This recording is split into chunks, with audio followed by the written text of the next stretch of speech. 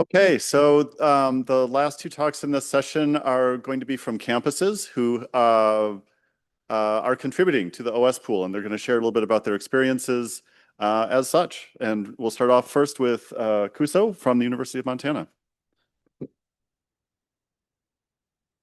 Thank you.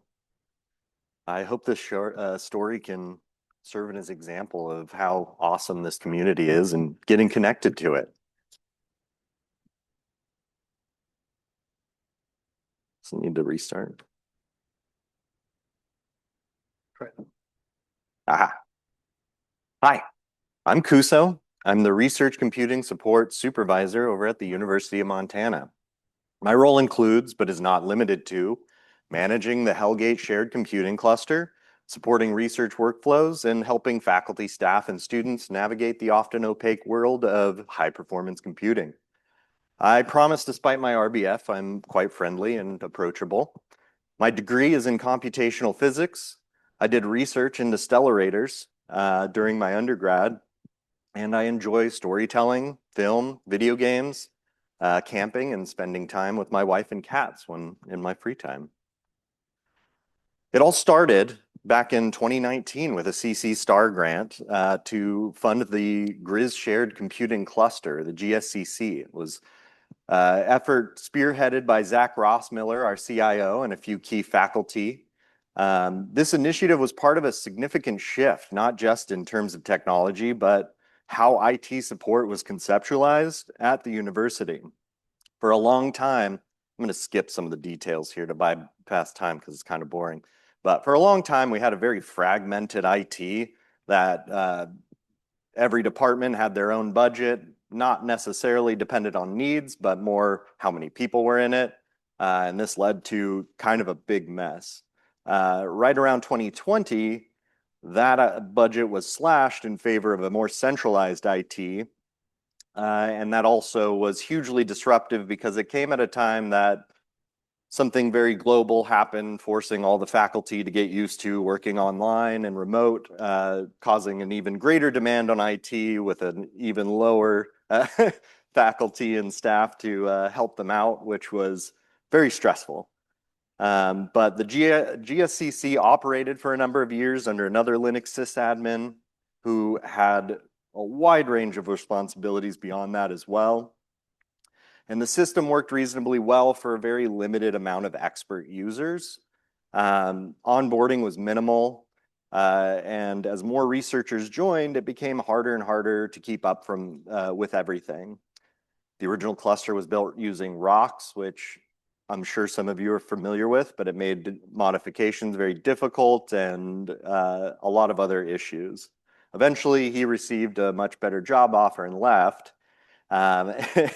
And there was a temporary admin who kind of really helped people evacuate their data just in case. And the decision was made to rebuild the cluster entirely. And CIQ was contracted. And about 2 months later, I was pulled from the front desk to help. At the time, I had been a student worker just at the front help desk with a little bit of IT experience. I was still studying physics and conducting research on stellarators using NERSC. And we were actually partnered with a few of the physicists here at UW, which was a really fun project. Anyways, that was my introduction to the realm of HPC in general. And this was in 2022. I discovered our cluster very much by accident because I was in IT. And then I started asking questions, and one thing led to another, and they put me in charge of it. So the first 6 months or so was working side by side with CIQ's remote engineers, assisting with the hardware installation, tracing cables, mapping out our cluster's physical layout, and absorbing as much knowledge as I possibly could. Eventually, we were able to get it back online under the banner of Hellgate Shared Computing Cluster, which is named after Hellgate Canyon, this little canyon right here next to the university. This mountain is known as Mount Sentinel, and this one is Mount Jumbo, and that's the name of our new storage cluster for context, in case you think I named it Hellgate for really cool reasons. And the next year was a whirlwind. I learned alongside our researchers how to use this new cluster as they came on board. And this was a crucial element for my initial trust building with them. I was always completely open and honest about I was learning, and I promised we could finish it or figure it out together. And during that first phase of stability, because I foolishly had originally intended to stay only about a year or two, I focused on developing onboarding processes for new hires, creating walkthroughs, and keeping enough notes to eventually train someone else. That training process became even more important when I learned midway through the year that the original grant required Hellgate to be connected to the Open Science Pool, and that still wasn't happening. And that's when I met Tim in August of 2023. With his guidance, we were able to finally configure Hellgate's OSP share and get everything functioning properly, asterisk. Finally, we met one of the grant's key deliverables, and although the scope of the grant had already passed at this point, I felt that a promise was made, and part of building trust is keeping those promises. That moment was a big turning point. It wasn't just that we got the technical configuration working. For the first time, I felt plugged into a real community of experts who knew what they were doing and were willing to help.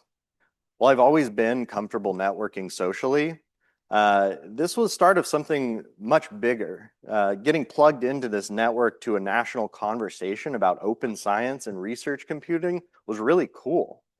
I then I met more of the open science folks like Rachel and Christina and Mats, and learned about other organizations like Access and RMAC, attended conferences, and finally had a community of people to ask when Google and ChatGPT just really weren't cutting it. Oh no, did I skip too far? No. And I needed that support.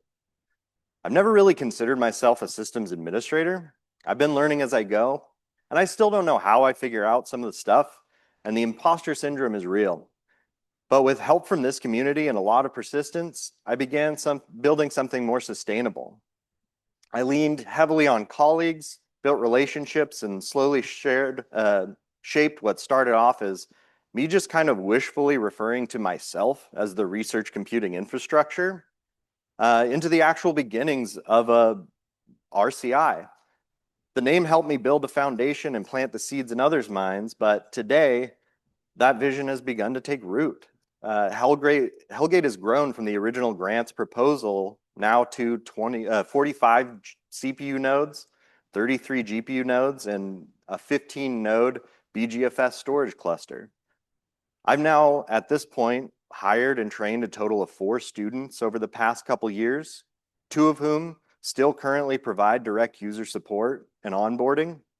We also now have a second full-time sysadmin, a department supervisor, and even a full-time data scientist who brings additional expertise in the research computing facilitation.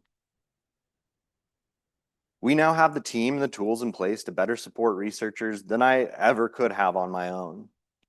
And just before I started in 2022, we also received 2 additional CC STAR grants, with one being for our new storage system, Jumbo, which I was able to deploy last summer. While it's mostly up and running, albeit with a few crashes and shutdowns here and there, we still have work ahead of us. Part of that grant, we were promised to contribute to the OSDF, and I've got 3 JBOD style servers with our about a petabyte of storage across them that we're hoping to get set up as a dedicated box specifically for the OSDF. And while we have some ideas, I would love to talk to anyone who's interested in collaborating and helping us get them set up properly. And the other grant, while not directly related to the OSP now, it will certainly open up more communities to participation in the OSP and the broader science community in general. It's a project I feel very passionately about. It's the CC Star planning grant that was to explore what it would take to upgrade the infrastructure of the state of Montana and the tribal colleges and universities. Originally, I was chosen as the individual who would participate in the site visits and assessment work, but due to how much I had on my plate at the time, I was really unable to commit to those visits. Instead, I've taken a more informal role, reaching out when I can to their staff, particularly IT members, and inviting them to any events that we host, building up those relationships and offering help wherever I can. Many of these institutions are understandably cautious when it comes to partnerships with larger universities, especially when those partnerships can feel a little bit more like they're being used to check boxes for a grant requirement that rather than a genuine collaboration. Learning about the 6 R's of Indigenous research has completely changed how I see and approach this work. And I've tried to embody those principles in every interaction I've had since.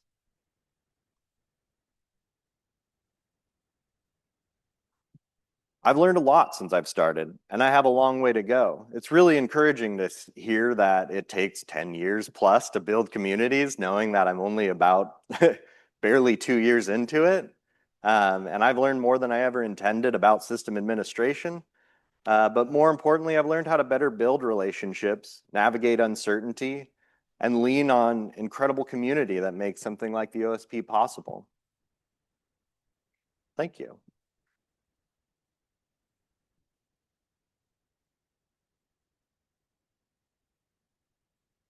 Questions for Couso? We'll have Phil.